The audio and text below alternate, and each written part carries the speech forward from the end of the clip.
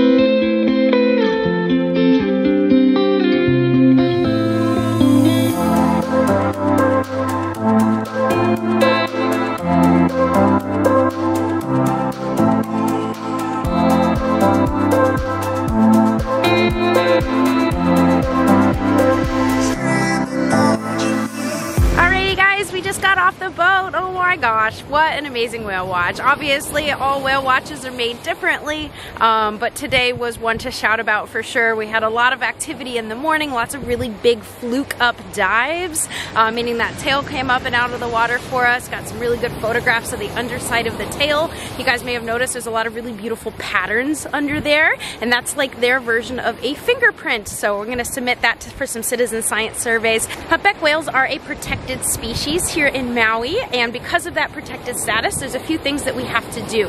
One is make sure that we stay a good distance away. It's 100 meters away for an adult and 300 meters, there we go, 300 meters away for an adult and a juvenile.